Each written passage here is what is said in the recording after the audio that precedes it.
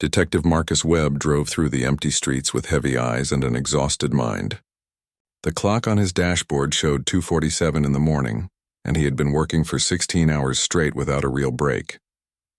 The armed robbery case he was investigating had consumed his entire day with interviews and paperwork, and reviewing security footage until his eyes burned. All he wanted now was to get home and fall into bed for a few hours before starting all over again. The streets were quiet and dark with only a few scattered streetlights, creating pools of yellow light on the pavement. Marcus yawned and rolled his shoulders, trying to shake off the fatigue that made his whole body feel like it was made of lead. He checked his speed and saw he was going 5 miles under the limit because he was too tired to drive any faster. His mind wandered between thoughts of the case and thoughts of his comfortable bed waiting at home. Blue and red lights suddenly exploded in his rearview mirror and filled his car with flashing colors. Marcus felt his heart rate spike immediately, and his hands tightened on the steering wheel. He took a deep breath and tried to calm himself as he checked his speed again and confirmed he was not speeding. His registration was current and all his lights were working because he had checked them just 2 days ago. There was no reason for this stop, but he knew that reason did not always matter. He pulled his sedan over to the side of the road and put it in park. His hands moved automatically to the 10 and 2 position on the steering wheel, where they would be clearly visible. This was not his first time being pulled over, and he knew the routine by heart. Stay calm and keep your hands visible and do not make any sudden movements and be polite no matter what happens. The rules had been drilled into him since he was a teenager, by his father who had given him the talk that every black parent gives their children about how to survive a traffic stop. Marcus heard the crunch of boots on gravel as someone approached his window from behind. He kept his eyes forward and his hands on the wheel and waited. A flashlight beam cut through his window and swept across his face, making him squint. A young voice said to roll down the window. Marcus moved one hand very slowly to the window button and pressed it. The glass slid down and cool night air rushed into the car. The officer standing at his window looked young and nervous with pale skin and blonde hair visible under his patrol cap.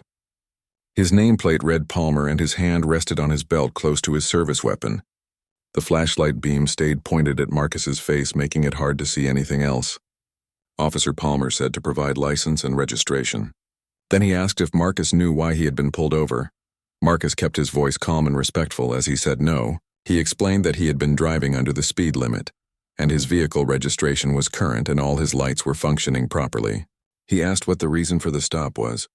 Officer Palmer ignored the question and swept his flashlight beam around the interior of the car. The light lingered on the passenger seat and the back seat and then came back to Marcus's face and stayed there.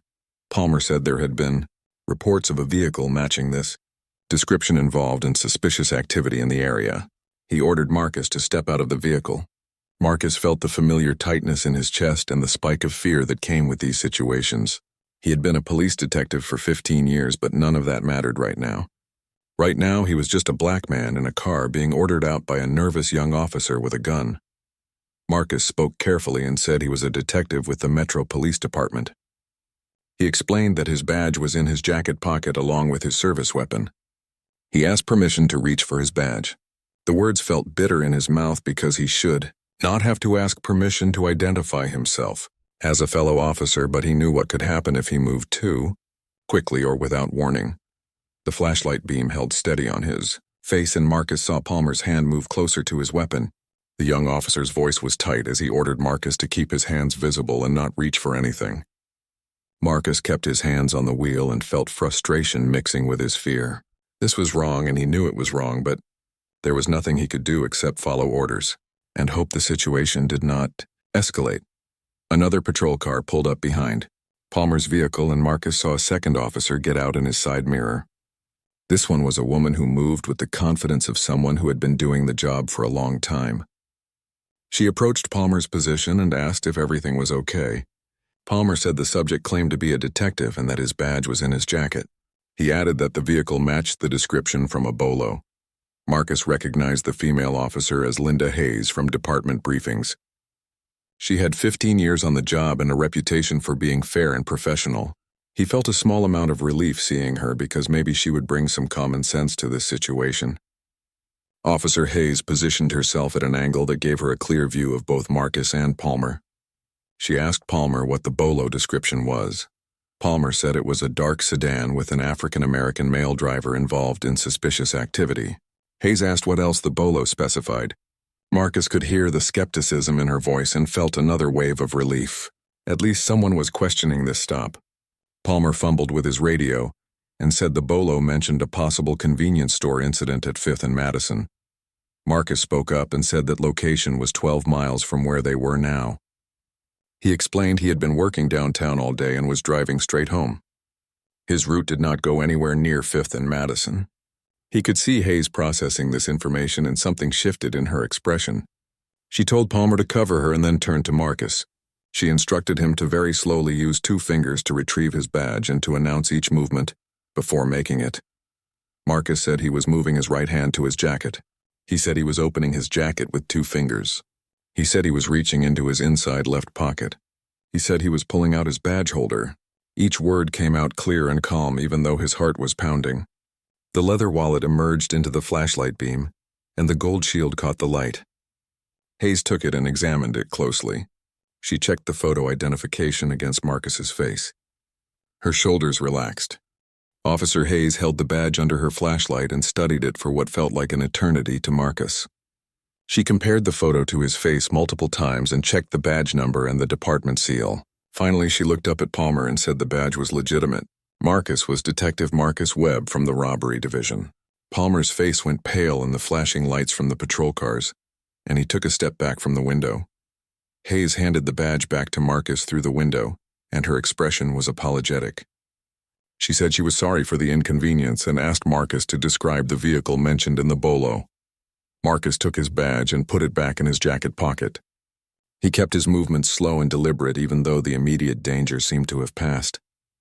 His jaw was tight as he said he had not seen tonight's bulletins because he had been in interview rooms since noon yesterday. Palmer shifted his weight from foot to foot and would not meet Marcus's eyes. Hayes asked him what the exact description from the bolo was. Palmer said it was a dark sedan with an African-American male driver. That was it. Marcus felt anger rising in his chest, and he asked if that was really the entire description that justified pulling him over. His voice was still calm, but there was an edge to it now that had not been there before. Hayes turned to Palmer with a stern look and asked what else the bolo specified. She said a general description like that was not enough for a traffic stop, and Palmer knew it. Palmer fumbled with his radio again, and his voice was defensive as he repeated what he had said before. The bolo mentioned a dark sedan and a possible convenience store incident at 5th and Madison. The driver matched the general description of one of the suspects. Marcus pointed out that 5th and Madison was 12 miles from their current location. He said he had been driving straight home from downtown and his route went nowhere near that area.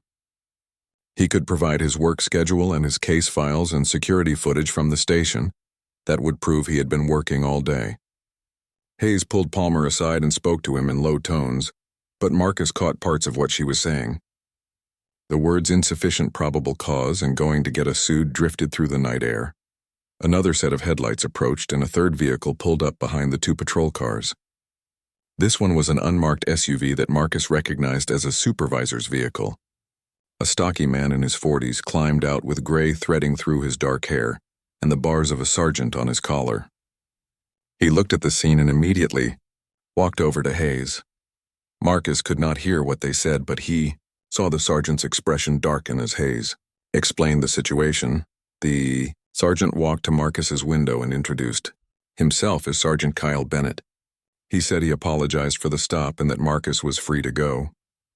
Then he asked if Marcus would be willing to come by the station tomorrow to discuss the matter with him and the watch commander. Marcus sat in his car and considered the request. Part of him wanted to just drive away and forget this whole thing happened. He was tired and angry and frustrated, and he just wanted to go home. But another part of him thought about all the other black men who got pulled over on equally thin reasons. Men who did not have a badge to protect them. Men who could not prove they were one of the good guys. Marcus thought about his nephew Tyler, who was 16 and learning to drive. He thought about the conversation he would have to have with Tyler about traffic stops and keeping your hands visible and staying calm, even when you were scared or angry. He thought about how many times he had that same conversation with young black men in the community. Marcus said he would be at the station at 9 in the morning. Then he added that they needed to talk about training protocols and the difference between legitimate probable cause and racial profiling. Sergeant Bennett nodded and his expression was grim. He said he agreed and told Marcus to drive safe. The three officers returned to their vehicles and Marcus waited until they pulled away before he started his car again. The drive home took another 20 minutes, but Marcus barely noticed. His mind was racing with thoughts about what had just happened and what it meant. He had been a cop for 15 years and he knew the law inside and out. He knew that stop had been illegal.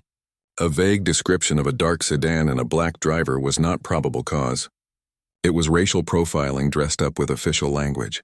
Palmer had stopped him because he was black and driving through a neighborhood at night, and that was all. Marcus pulled into his driveway and sat in the car with the engine off. The house was dark because he lived alone and there was nobody waiting up for him. He thought about calling his brother, but it was almost 4 a.m, and he did not want to wake him. He thought about calling his captain, but that could wait until he got to the station.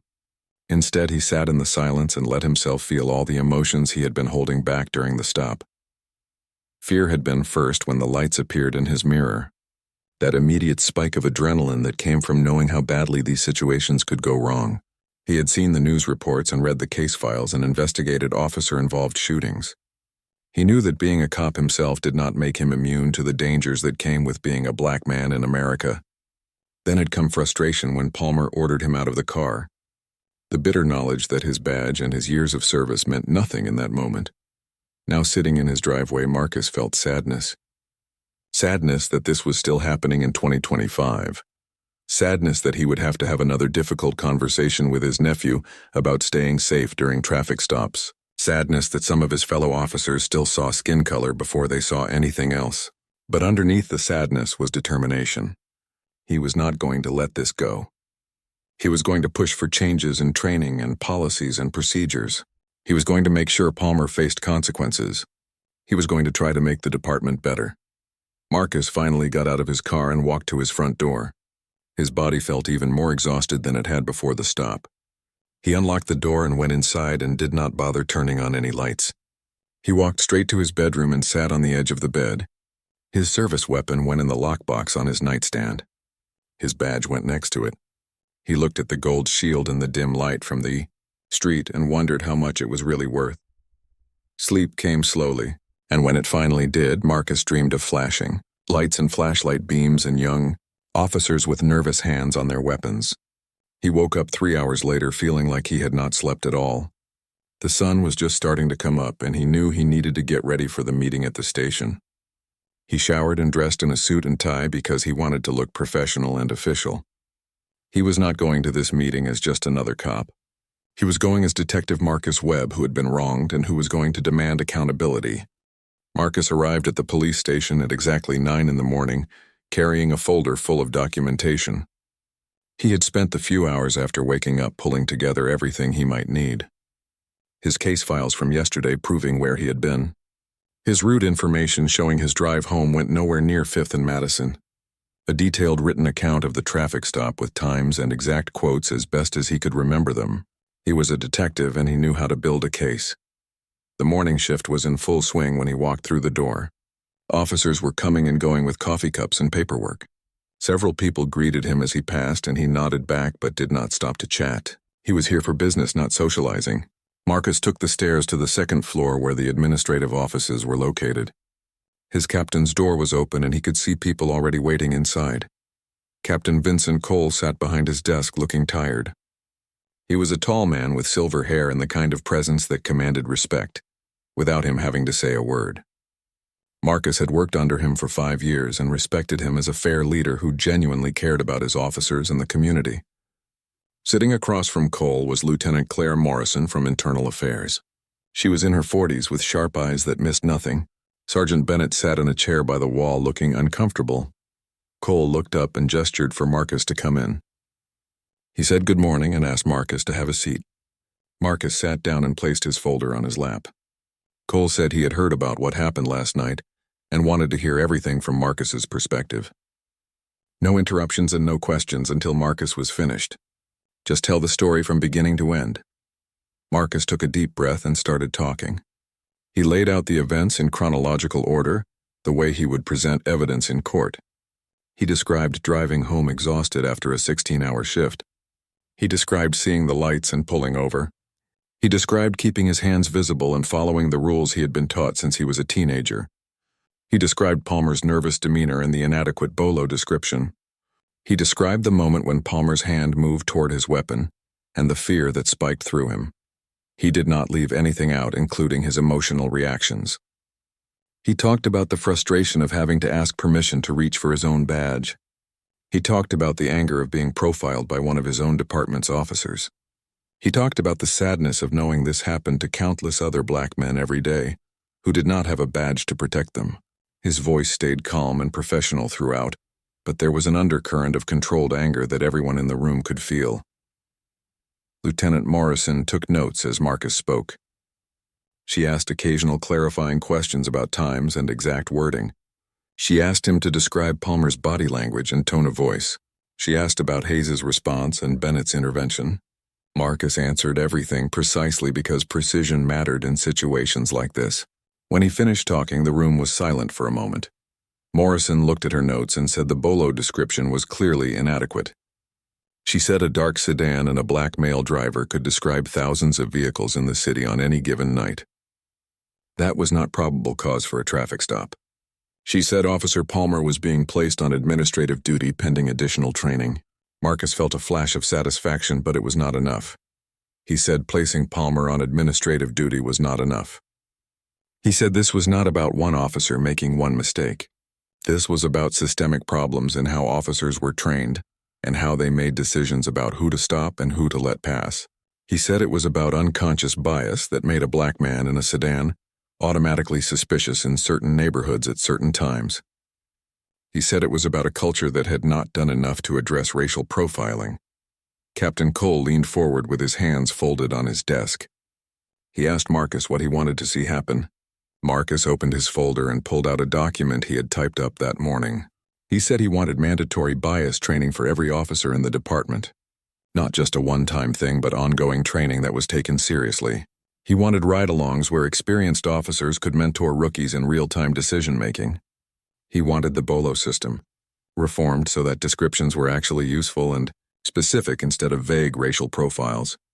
Marcus said he wanted regular community meetings where citizens could voice concerns about police conduct. He wanted data collection on traffic stops, including the race of drivers and the reasons for stops. He wanted that data analyzed and made public so patterns of racial profiling could be identified and addressed. He wanted these conversations to happen at every level of the department, from patrol officers to command staff to the chief himself. He slid the document across the desk to Captain Cole. The room fell silent again as Cole read through Marcus's proposals. Morrison leaned over to read along with him. Bennett shifted in his chair and cleared his throat. Cole finally looked up and said these were significant changes that would require buy-in from the chief and the city council.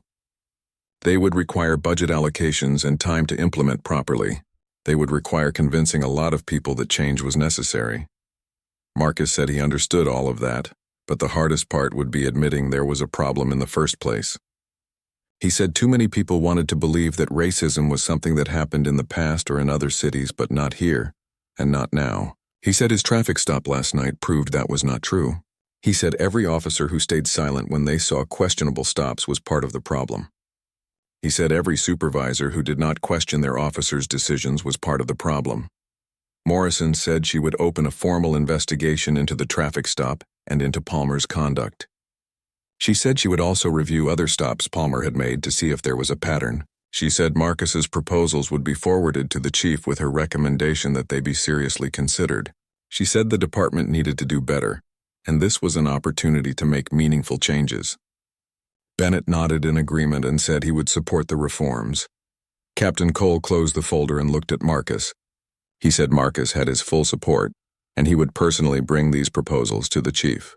He said the department was lucky to have officers like Marcus who were willing to speak up even when it was uncomfortable. He said change would not happen overnight, but it would happen if they kept pushing. Marcus felt some of the tension leave his shoulders. This was not a complete victory, but it was a start. Cole asked Marcus if he was ready to get back to work on the robbery case. Marcus said he was.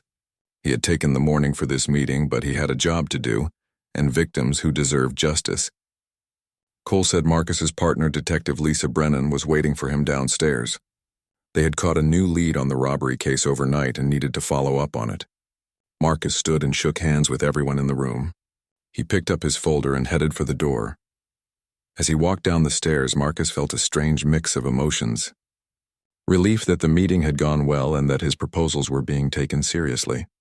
Frustration that he had to fight for changes that should have been obvious. Determination to keep pushing until those changes were real and not just words on paper. And underneath it all, a bone-deep weariness that came from carrying the weight of being both a black man and a cop in a system that did not always see those two identities as compatible. Lisa was waiting at his desk with 2 cups of coffee. She was a 15-year veteran with short brown hair and a reputation for being one of the toughest detectives in the division. She and Marcus had been partners for 3 years and had closed more cases than any other team. She handed him a coffee and said she had heard about his night. She asked if he was okay.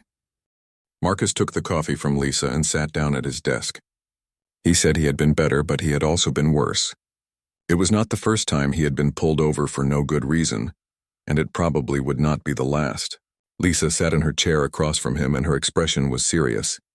She said Palmer was an idiot, but he was just a symptom of a bigger disease. She said Marcus knew that better than anyone. Marcus nodded and took a sip of his coffee. He said that was exactly why he was pushing for systemic changes instead of just going after one officer. One bad traffic stop was just one incident, but how many others happened every night across the city that nobody heard about? How many black men and women got pulled over and searched and questioned based on nothing more than the color of their skin? How many young people learned not to trust the police because of experiences like his? His phone buzzed on his desk and he picked it up. A text message from an unknown number. Marcus read it and his eyebrows went up. The message said it was from attorney Gerald Hughes, who represented the Johnson family. Hughes said he would like to speak with Marcus about his experience last night and about a pattern of similar stops in the precinct. Marcus showed the text to Lisa and she whistled low. Lisa said Hughes was heavy artillery in civil rights cases. He had been building a case against the department for the past 6 months, gathering testimony from citizens who claimed they had been racially profiled. She said if Hughes was reaching out to Marcus, then he must think the detective's experience would strengthen his case. Marcus stared at the text message and thought about what it would mean to get involved in a lawsuit against his own department. Before he could respond to the text, Captain Cole appeared at his desk. He said they had caught a new case and needed Marcus and Lisa on it right away. Armed robbery at a jewelry store on the west side. The MO matched the series Marcus had been investigating. Marcus put his phone away and grabbed his jacket. Personal problems would have to wait because there was work to do and victims who needed justice. Marcus and Lisa drove across the city to the jewelry store. The morning traffic was heavy, and Marcus used the time to fill Lisa in on what had happened in the meeting upstairs. He told her about the proposals he had made and the support he had gotten from Captain Cole and Lieutenant Morrison. Lisa listened and said she was glad the department was taking it seriously. She said she would testify on his behalf if needed, because she had seen firsthand how good a cop Marcus was. The jewelry store was in an upscale shopping district with expensive boutiques and restaurants. Yellow police tape surrounded the entrance and uniformed officers were keeping curious onlookers back. Marcus and Lisa ducked under the tape and showed their badges to the officer at the door. Inside the store was a mess. Display cases had been smashed and jewelry was scattered across the floor. The owner was sitting in a chair looking shaken, while another officer took her statement. The responding officer briefed Marcus and Lisa on what had happened. 2 suspects had entered the store at opening time wearing masks and carrying guns. They had forced the owner to open the safe and had taken everything valuable. The whole robbery took less than 5 minutes. They left in a dark SUV heading east.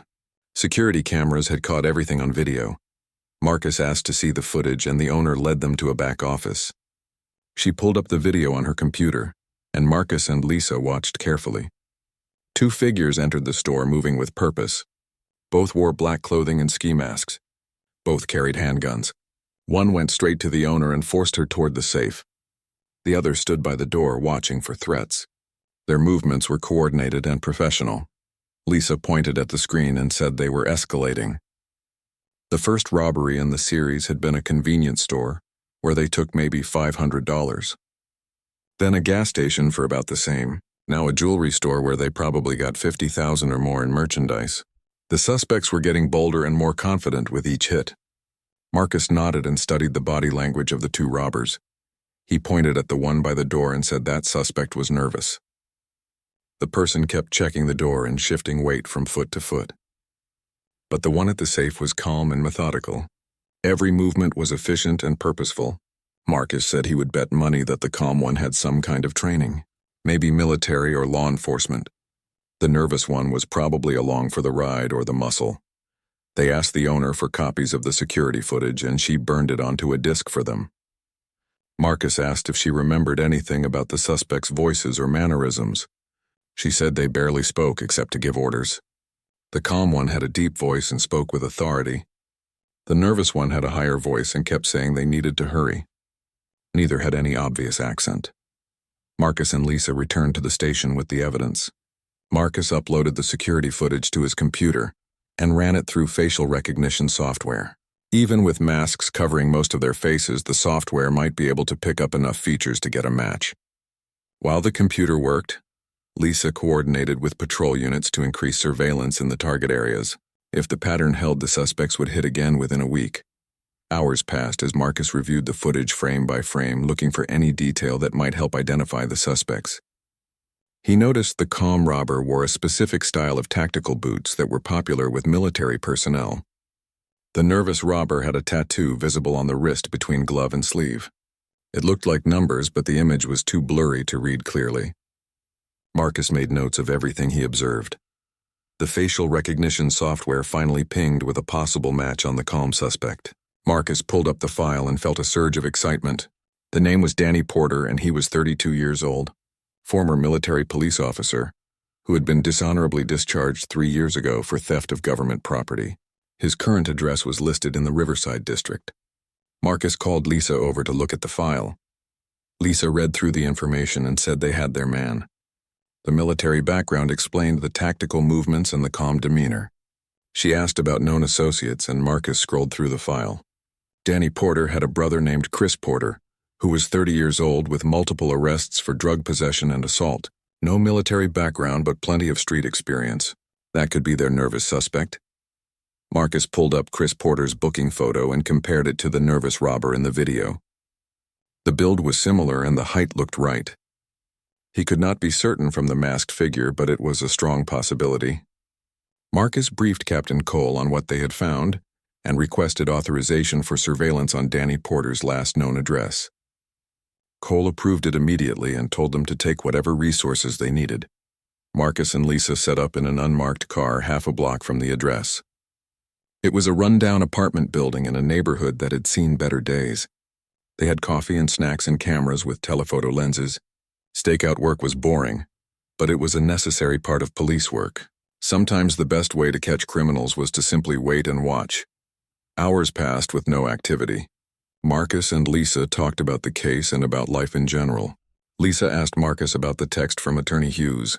Marcus said he had not responded yet because he was not sure what to do. Getting involved in a lawsuit against the department could make his life difficult. But staying silent felt wrong when he knew other people were being hurt by the same problems he had experienced. Lisa said she understood the conflict, but she thought Marcus should at least talk to Hughes. She said Marcus had a platform and a voice that could make a real difference. She said not many cops would be willing to speak out the way Marcus was, and that took courage. She said whatever he decided, she would support him. Marcus thanked her and said he would think about it. Movement at the apartment building caught their attention. A man emerged from the entrance wearing a dark jacket and baseball cap. He moved with a purposeful stride that reminded Marcus of the calm robber from the security footage. Marcus raised his camera and snapped several photos. Lisa compared them to Danny Porter's file photo using her tablet. It was a match. Captain Cole asked Marcus if he was thinking what Cole was thinking. Marcus said the timing was too convenient to be coincidence. Palmer had pulled him over the night before on a bogus traffic stop. Now they find evidence that someone with the initials GP was feeding information to a robbery crew. It had to be connected. Cole said they needed to be careful because accusing a fellow officer of corruption was serious business. But the evidence was pointing in a clear direction. Lieutenant Morrison arrived at the warehouse with 2 other internal affairs investigators. She took possession of the document with the initials and photographed it from multiple angles. She asked Marcus to walk her through how they had found it and what it might mean. Marcus explained the timeline and pointed out that Palmer had access to patrol schedules and route information as part of his normal duties. Any officer did, but Palmer was the one who had acted suspiciously toward Marcus. Morrison said she would pull Palmer's phone records and financial statements. If he was taking money from the robbery crew, there would be a paper trail somewhere. She said Marcus and Lisa should continue processing the warehouse scene, while Internal Affairs handled the investigation into Palmer. Marcus wanted to be more involved, but he understood that having the detective who was stopped by Palmer investigating Palmer would create conflict of interest issues. He had to trust the system to work. The evidence technicians spent hours documenting everything in the warehouse. Marcus and Lisa supervised and made sure nothing was missed. They found journals where Danny Porter had written detailed notes about each robbery. Dates and times and amounts stolen, plans for future targets. It was an investigator's dream because criminals rarely kept such detailed records. Danny had been confident he would never get caught, and that confidence had led to carelessness. Among the papers, Marcus found something else interesting. A letter from a veterans support group dated 6 months earlier. It welcomed Danny Porter to the group and said they met every Thursday at a community center downtown. Marcus showed it to Lisa and said this might be how Palmer and Danny had connected. If Palmer attended the same support group as Danny, then they would have had opportunities to talk and build trust. It was just a theory, but it fit the facts. Marcus photographed the letter and sent the image to Morrison. She texted back that she would check if Palmer was connected to any veterans groups. Marcus appreciated that she was being thorough. Building a case against a fellow officer required absolute proof because the consequences were severe. Palmer would lose his job and possibly face criminal charges if the evidence supported it. His life would be destroyed. But if he had betrayed his badge, then he deserved whatever consequences came. The processing of the warehouse scene took the rest of the day. By the time they finished, it was late afternoon and Marcus was exhausted. He had been running on coffee and adrenaline for too long. Lisa looked tired too and suggested they call it a day. Captain Cole agreed and said they had done excellent work. The suspects were in custody and the evidence was overwhelming. They would wrap up the paperwork tomorrow. Marcus drove home taking a different route than usual. He kept checking his mirrors out of habit even though there was no reason to think anyone was following him. The events of the past 24 hours had left him on edge. Being pulled over by Palmer, the meeting with Internal Affairs, finding evidence that Palmer might be corrupt. It was too much to process all at once. His phone rang as he pulled into his driveway. It was his brother Kevin calling. Marcus answered and Kevin immediately asked if he was okay. Marcus was confused until Kevin said he had seen something on the news about a big robbery bust. The reporter had mentioned Detective Marcus Webb by name as the lead investigator. Kevin wanted to make sure his brother was safe. Marcus assured Kevin he was fine and the suspects were in custody. Kevin said he was proud of Marcus but also worried. He said being a cop was dangerous enough without getting involved in internal investigations against other cops. Marcus said he did not have a choice because the evidence was what it was. Kevin sighed and said he understood but to be careful. Marcus promised he would and they ended the call. Inside his house, Marcus finally let himself relax. He made a simple dinner of pasta and sat down to eat in front of the television. The news was covering the robbery arrest and the reporter was standing outside the warehouse. She said police had arrested 3 suspects and recovered thousands of dollars in stolen merchandise. She mentioned that sources inside the department said there might be a connection to officer misconduct, but details were not available yet. Marcus turned off the television and sat in silence. The reporter had gotten wind of the Palmer investigation already, which meant someone had leaked information. That was typical in large police departments where everyone talked and rumors spread fast. Palmer would know he was under investigation soon if he did not know already. Marcus wondered what Palmer would do with that knowledge. Would he lawyer up and fight the charges? Would he try to run? Would he try to destroy evidence? His phone buzzed with another text message. This time it was from Lieutenant Morrison. She said Palmer's bank record showed 3 deposits in the past 2 months totaling $15,000. The deposits came the day after each of the major robberies. Phone records showed multiple calls between Palmer and a number that belonged to Danny Porter. The evidence was solid, and Morrison was bringing Palmer in for questioning in the morning. She wanted Marcus to be present as a witness. Marcus texted back that he would be there. He felt a grim satisfaction that justice was moving forward, but no pleasure in seeing a fellow officer fall. Palmer had made his choices, and now he would face the consequences. But it was still sad to see someone throw away their career and their integrity for money. Marcus had worked too hard and sacrificed too much to understand how someone could betray the badge that way. He spent the evening going through his own notes and preparing for the next day's interview. He wanted to be ready for any questions Morrison might ask. He also wanted to be ready in case Palmer tried to claim Marcus had some vendetta against him because of the traffic stop. Marcus had to stay professional and let the evidence speak for itself. The timeline was clear and the proof was overwhelming. Sleep came easier that night than it had the night before. Marcus was exhausted and his body demanded rest. He dreamed of warehouses and documents and initials written in pen. When his alarm went off at 6 in the morning, he felt more rested than he had in days. He showered and dressed in another suit because today was another important day. Today they would confront Palmer and get answers. Marcus arrived at the station early and went straight to the Internal Affairs office. Morrison was already there reviewing files with her team. She looked up when Marcus entered and said Palmer had been called in and would arrive within the hour.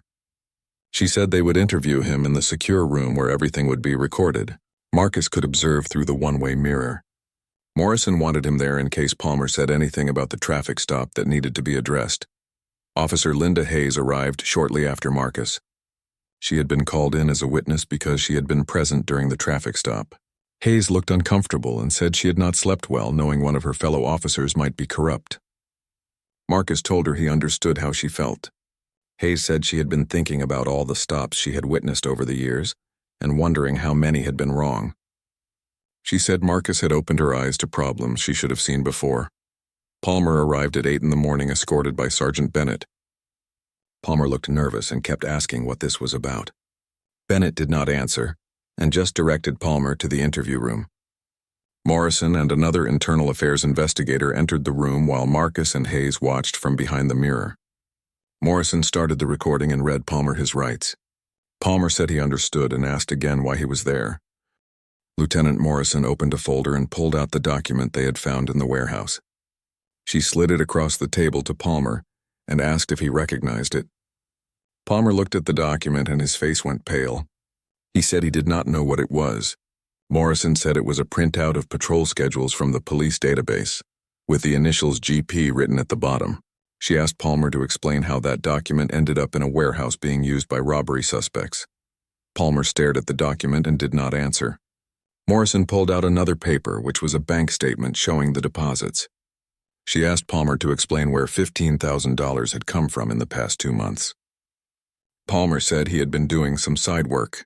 Morrison asked what kind of side work, and Palmer said security consulting. Morrison asked for the name of the company he had been consulting, for and Palmer stammered that he could not remember the name right away. Morrison laid out the phone records showing calls between Palmer and Danny Porter. She asked Palmer to explain his relationship with Porter. Palmer said he did not know anyone named Danny Porter. Morrison said the phone records proved that was a lie. She said Palmer had called Porter's number 17 times in the past month. She said lying to Internal Affairs was a terminable offense even before they got to the corruption charges. Palmer's composure cracked, and he put his face in his hands. He said he wanted a lawyer. Morrison said that was his right and they would stop the interview, but she added that cooperation now might help him later. She said the evidence was overwhelming and fighting it would only make things worse. Palmer looked up and his eyes were red. He asked what would happen if he told the truth. Morrison said that depended on what the truth was. Behind the mirror, Marcus watched Palmer struggle with his decision. Hayes stood next to him and shook her head. She said she could not believe Palmer had thrown away his career like this. Marcus said greed made people do stupid things. He had seen it hundreds of times in his investigations. People who had good lives and good jobs but wanted more and were willing to break the law to get it. Palmer finally spoke and said he would tell them everything if they would consider leniency. Morrison said she could not make any promises, but she would pass along his cooperation to the district attorney. Palmer took a deep breath and started talking. He said he met Danny Porter at a veteran support group 6 months ago. Danny had seemed like a good guy who was struggling to find work after his discharge. They became friends and met for coffee a few times. Palmer said Danny had started asking questions about police procedures and patrol patterns. Palmer thought Danny was just curious and trying to understand law enforcement. Then Danny had offered him money for information about patrol schedules in specific areas. Palmer said he needed the money because his wife was sick and medical bills were piling up. He convinced himself he was not really doing anything wrong because he was just providing public information. Morrison asked how much money Palmer had received total. Palmer said $20,000 over 3 months. Morrison asked if Palmer knew Danny was using the information to commit armed robberies. Palmer hesitated and then admitted he had suspected, but did not want to know for sure. Morrison said that was not going to fly as a defense. Palmer had provided material support to criminals who had threatened innocent people with guns. People could have been killed. Palmer started crying and said he never meant for anyone to get hurt. He said he just needed the money and Danny had promised the information would only be used to avoid police while doing something else. He claimed he did not know about the robberies until he saw them on the news. Morrison asked why Palmer had not come forward at that point. Palmer said he was scared of losing his job and going to jail. Morrison then brought up the traffic stop involving Marcus. She asked Palmer to explain why he had pulled over Detective Webb. Palmer wiped his eyes and said Danny had called him that night in a panic. Danny said the detective was getting too close to solving the case. Danny knew Marcus had interviewed a witness who had seen their vehicle. Danny told Palmer to slow down the investigation any way he could. Palmer said he had been driving patrol and saw Marcus's car. He recognized the vehicle from the department parking lot. He made up the bolo excuse to justify the stop. His plan was to harass Marcus and maybe search his car to waste his time. Palmer said he did not know Marcus was black when he decided to pull him over, but he admitted that once he saw Marcus, he had let his own biases affect how he handled the stop. He said he was ashamed of his actions. Marcus felt a cold anger building in his chest as he listened to Palmer's confession. The stop had been intentional harassment ordered by a criminal, and Palmer had added his own layer of racial bias on top of that. It was worse than Marcus had thought. Hayes looked at Marcus and said she was sorry. She said if she had known what Palmer was doing, she would have stopped it. Marcus said he believed her. Morrison asked Palmer if he had provided any other information to Danny beyond patrol schedules. Palmer said he had also given Danny information about evidence collection procedures and how long it took to process crime scenes. He had told Danny which neighborhoods had the best response times and which ones were slower. He had essentially given Danny a roadmap for how to commit crimes and get away with them. Morrison asked if there were any other officers involved. Palmer said no and that he had acted alone. Morrison said they would verify that through their investigation. She said Palmer was being placed under arrest for conspiracy to commit armed robbery and obstruction of justice. She read him his rights again and called for uniforms to take him into custody. Palmer asked what would happen to him. Morrison said that was up to the courts, but he was looking at significant prison time. Officers entered the interview room and cuffed Palmer. He was led out through a side door to avoid the main areas of the station. Morrison did not want other officers seeing one of their own being arrested until she had briefed command staff. Marcus and Hayes left the observation room and met Morrison in the hallway. Morrison thanked them both for their cooperation and said their testimony would be crucial in the prosecution. Captain Cole was waiting in his office and called Marcus in. He said he had watched the interview on the monitor. He said Palmer's confession had been recorded and would be used as evidence. He said the district attorney was already preparing charges. Cole asked Marcus how he was feeling after hearing Palmer's confession. Marcus said he was angry but also vindicated. His instincts about the stop being wrong had been proven correct. Cole said the department would be making a public statement about Palmer's arrest and the corruption charges. He said they would also announce the reforms that Marcus had proposed. The timing was not ideal because it would look like the department was only making changes because they got caught. But Cole said reforms were needed regardless of the circumstances. He said Marcus deserved credit for pushing for those changes. Marcus said he did not want credit. He just wanted the department to be better. He wanted young black men like his nephew to feel safe when they saw police officers instead of scared. He wanted officers to make stops based on actual evidence instead of skin color. He wanted the badge to mean something good instead of something to fear. Cole said those were worthy goals and he would do everything in his power to help achieve them. Lisa knocked on the door and said the district attorney wanted to meet with Marcus and her to go over the robbery case. The evidence from the warehouse was being processed and they needed to prepare their testimony for the grand jury. Marcus said he would be right there. Cole told him to take the rest of the week off after they met with the district attorney. Marcus had been through a lot in the past few days and needed rest. Marcus said he would think about it. The meeting with the district attorney lasted 2 hours. They went through every piece of evidence and every step of the investigation. The district attorney said the case against Danny Porter and Chris Porter was solid. They had the security footage and the stolen merchandise and the journals documenting their crimes. Danny's lawyer would probably try to negotiate a plea deal. Chris would likely take whatever deal was offered because he had no leverage. Nicole Grant was a different situation. She claimed she had no knowledge of the robberies and was just Danny's girlfriend who happened to be at the warehouse. Her lawyer was arguing she should not be charged. The district attorney said they would review the evidence and decide whether to pursue charges against her. Marcus said his focus was on Danny and Chris, who had actually committed the robberies. If Nicole was truly innocent, then he did not want her prosecuted. The press conference was scheduled for 3 days later. Marcus spent that time finishing paperwork and preparing his statement. The department wanted him to speak alongside the chief and the mayor about the arrests and the reforms. Marcus was nervous about being in front of cameras, but he understood why it was important. He represented the change the department needed to embrace. Chief Angela Wright was a tough woman in her 50s, who had come up through the ranks over 30 years. She had a reputation for being fair but demanding. Marcus had met her a few times at department events but had never worked directly with her. She called him into her office the day before the press conference to discuss what he would say. Marcus brought his notes and sat across from her desk.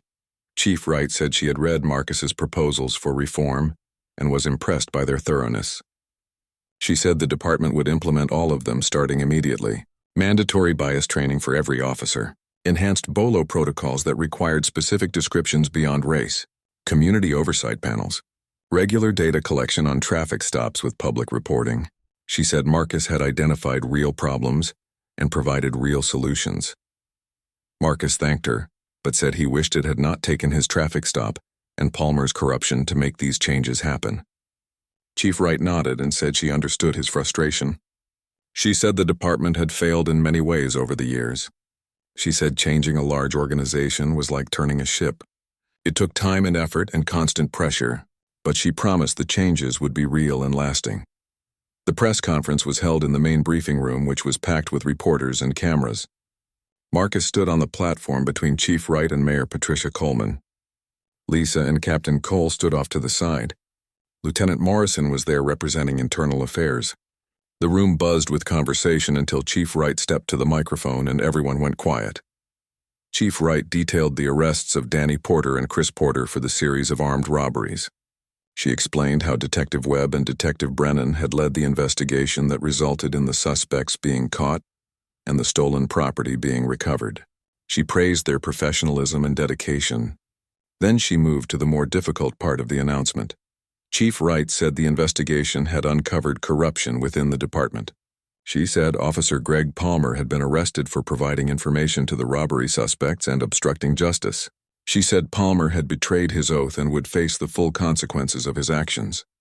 She said the department took corruption seriously and would not tolerate it under any circumstances. The reporters started shouting questions, but Chief Wright held up her hand for silence.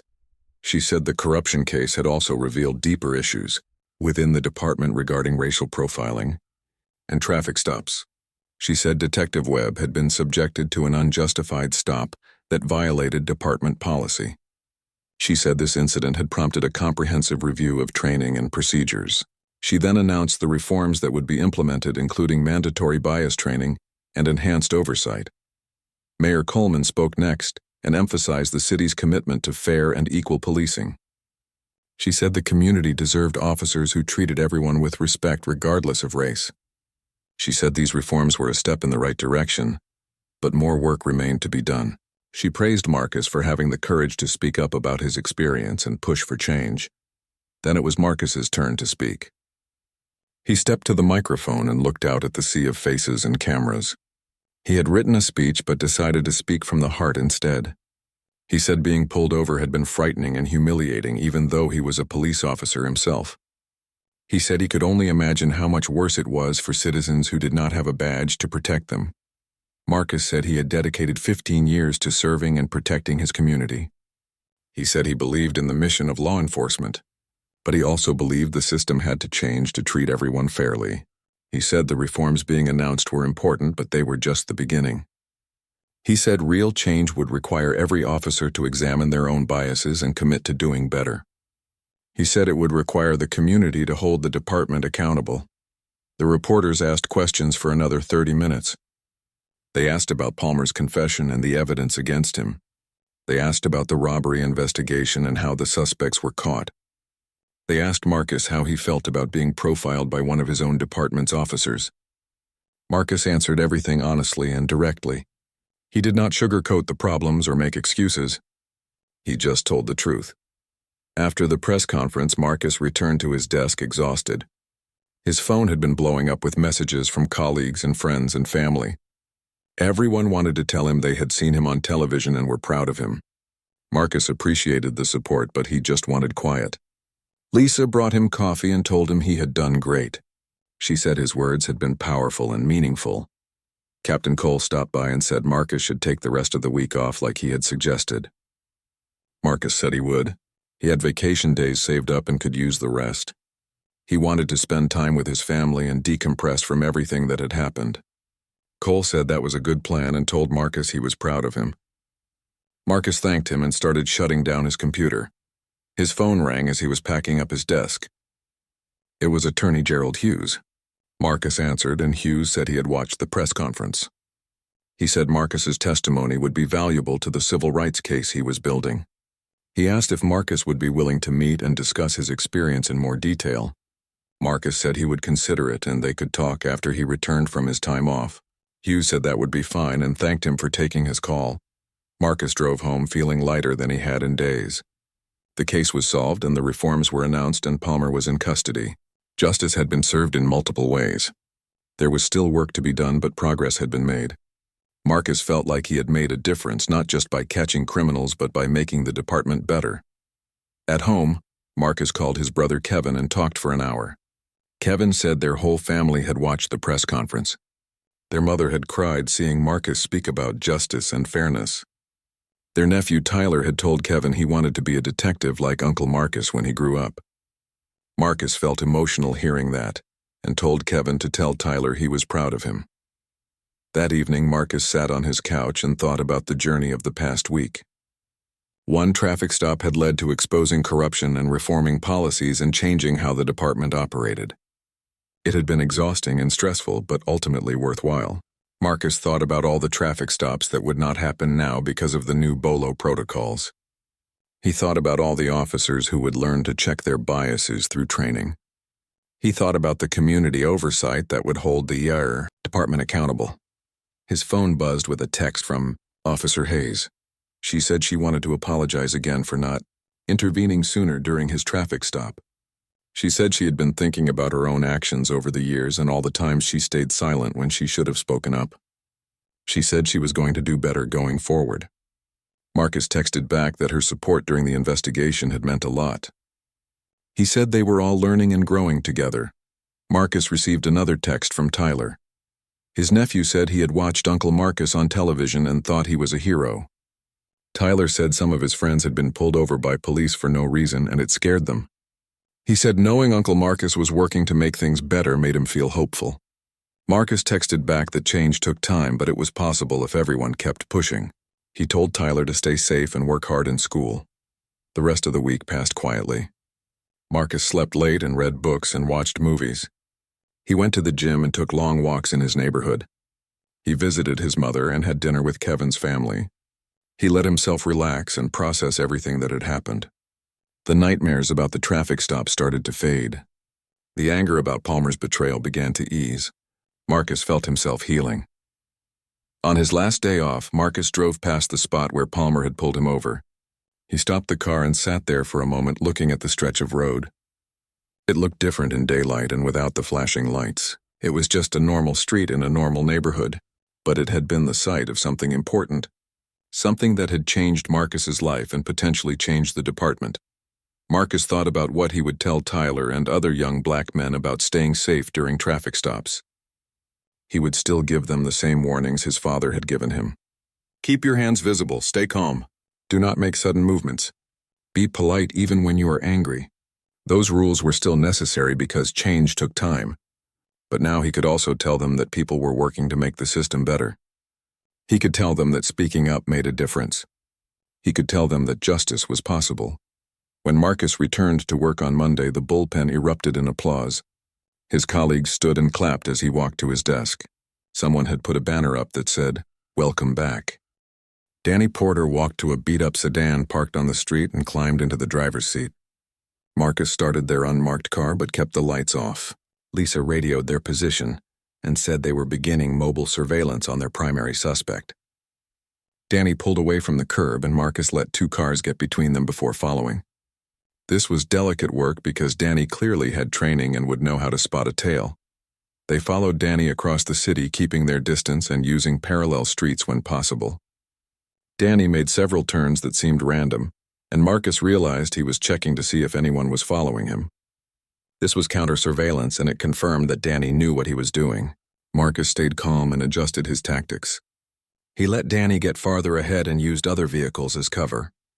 Lisa kept her eyes on Danny's car and gave Marcus directions. Danny stopped at a convenience store and went inside. Marcus parked in a lot across the street with a clear view of the entrance.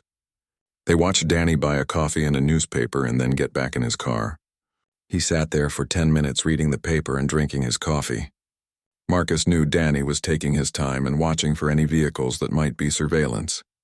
It was smart and professional, and it made Marcus respect Danny's skills even if he was using them for crime. When Danny finally pulled out of the parking lot, he took a route that wound through residential neighborhoods. Marcus followed at a distance, always keeping at least one or two cars between them. Lisa checked the map and said Danny seemed to be heading toward the industrial district on the east side. That area was full of warehouses and abandoned buildings. It would be a good place for criminals to set up a base of operations. They followed Danny to a large warehouse with a faded sign that said it used to be a furniture storage facility. Danny parked in a lot beside the building next to two other vehicles. Marcus drove past without slowing down and then turned into an alley a block away. He and Lisa got out and approached on foot using buildings for cover. They needed to see what was going on without being spotted. Marcus peered around the corner of a building and watched Danny enter the warehouse through a side door. The two other vehicles in the lot were a pickup truck and an SUV. Lisa took photos of the license plates and radioed them in to run registration checks. Marcus counted the windows on the warehouse and noted there were security cameras at two corners of the building. This was definitely more than just a casual meeting place. Lisa's radio crackled and dispatch came back with information on the vehicles. The pickup truck was registered to Chris Porter, which confirmed their theory that Danny's brother was involved. The SUV was registered to a woman named Nicole Grant who had no criminal record. Marcus made a note of the name and they continued watching.